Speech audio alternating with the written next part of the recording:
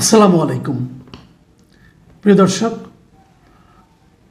বাংলাদেশের বর্তমান অন্তর্বর্তীকালীন যে সরকার আছে সেই সরকারের যুব ক্রীড়া, স্থানীয় সরকার, পল্লী উন্নয়ন ও সমবায় মন্ত্রণালয়ের উপদেষ্টা আসিফ মাহমুদ সজীব ভুঁইয়া ওনার একটা ইন্টারভিউ প্রকাশিত হয়েছে বাংলাদেশ সংবাদ সংস্থা বা বাসস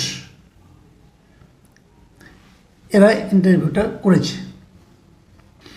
এখন এই ইন্টারভিউটা আমার কাছে খুবই গুরুত্বপূর্ণ মনে হয়েছে। বাসস ইন্টারভিউটার যেটা ছাপা হয়েছে সেখানে তারা শিরোনাম করেছে যে আওয়ামী লীগকে নিষিদ্ধ করার ব্যাপারে সরকার শিগগিরই পদক্ষেপ নেবে।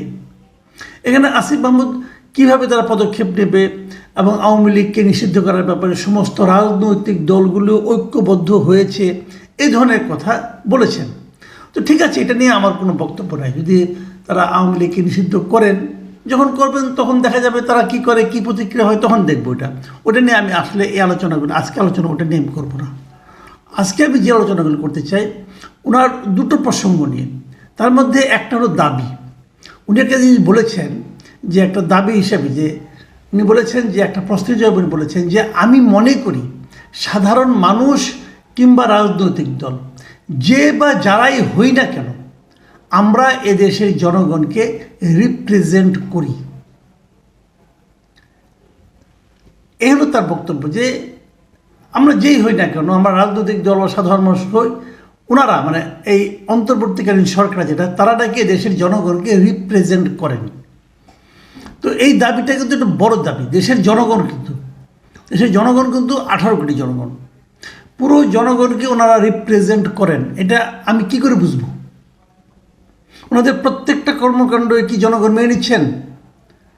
তাহলে দাবি দেওয়া নিয়ে মিছিল মিটিং হচ্ছে কেন? তাহলে আন্দোলনে আহতরাই বা মিছিল মিটিং করছে কেন? গভীর রাতে যে এনে প্রধান উপদেষ্টা বাসার সামনে বসে থাকছে কেন? ওনারা রিপ্রেজেন্ট করেন।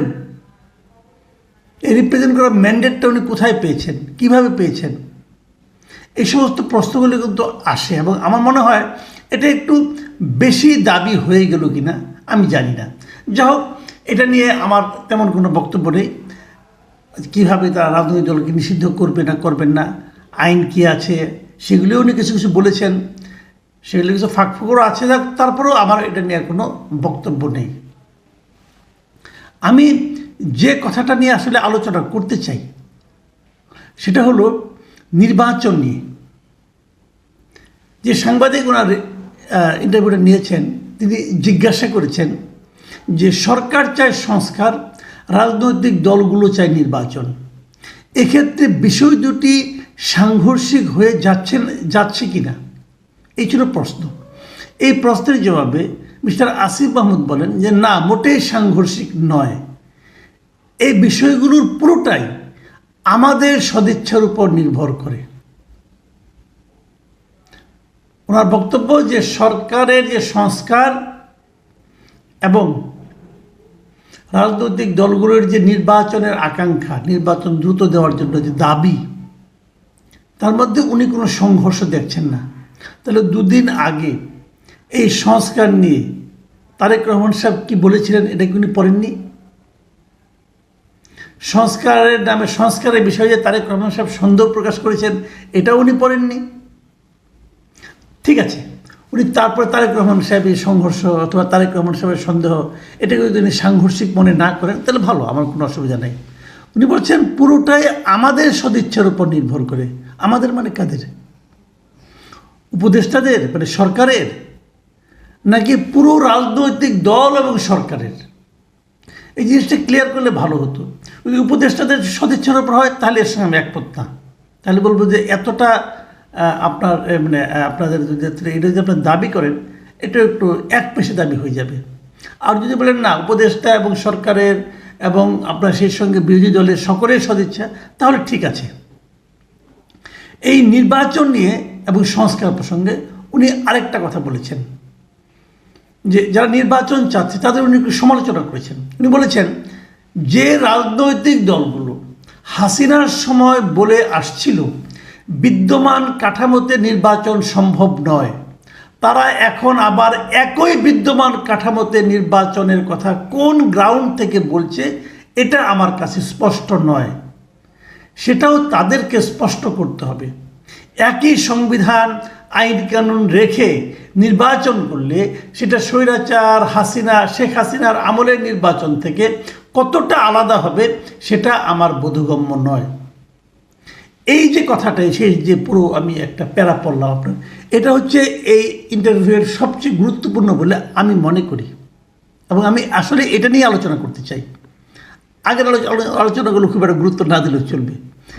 এখন উনি কী বলছেন এখানে, যে আগের সময়ে মানে শেখ হাসিনার সময়ে রাজনৈতিক দলগুলো বলেছিল যে বিদ্যমান কাঠামোতে নির্বাচন সম্ভব নয়। ভাই সজীব, আপনি এই কথাটা কোথায় পেয়েছেন? তারা কি বলেছিল বলুন তো নির্বাচন নিয়ে? 7ই জানুয়ারির আগের পলিটিক্যাল পার্টিগুলোর দাবিগুলো একবার দেখুন, একবার দেখে আসুন।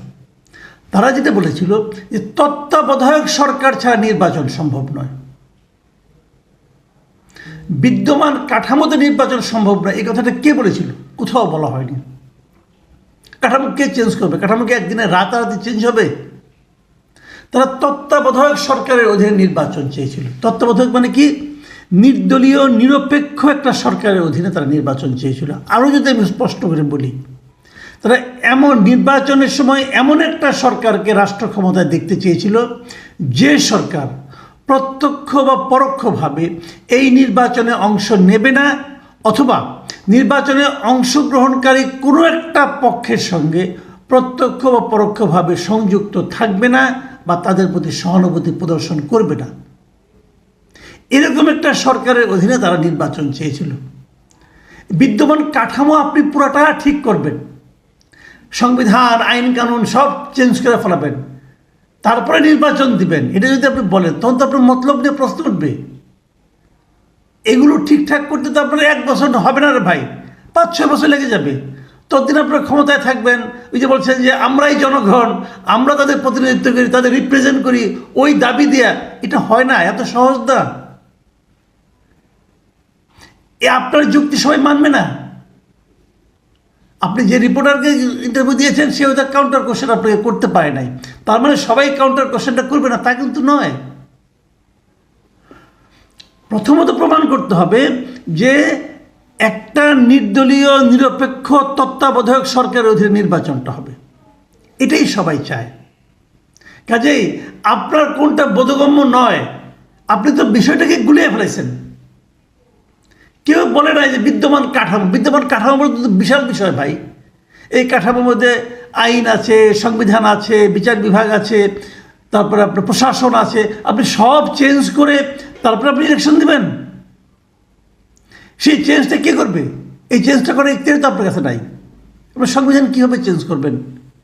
আপনি দাবি করছেন যে আপনি জনগণকে রিপ্রেজেন্ট করেন, জনগণকে বলছি কখনো? জনগণকে বলছে যে আপনি আমাকে, আমি কি বলছি যে আপনি আমাকে রিপ্রেজেন্ট করেন? আমি তো বলিনি ভাই। আর এটা কি সারা দুনিয়া জোড়া কি এটা গ্রহণযোগ্য হবে? এটা তো হবে না এভাবে।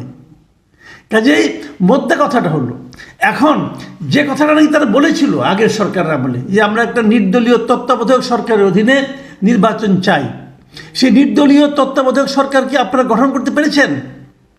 এখন যে সরকারটা আছে আপনাদেরটা, সেই তত্ত্বাবধায়ক সরকারের যে কনসেপ্ট তার সঙ্গে কি এটা সামঞ্জস্যপূর্ণ?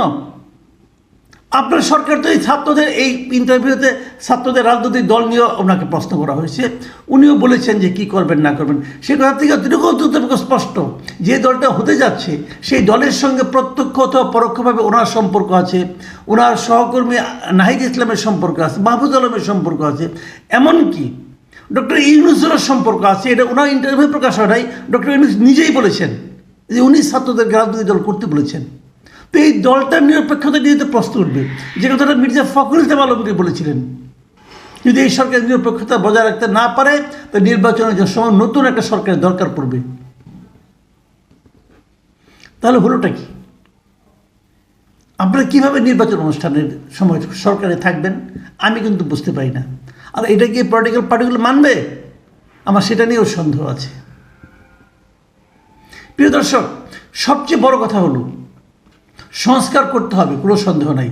যে সমস্ত সংস্কারের কথা বলা হচ্ছে সেই সংস্কার প্রস্তাবগুলো কি যথাযথ হয়েছে?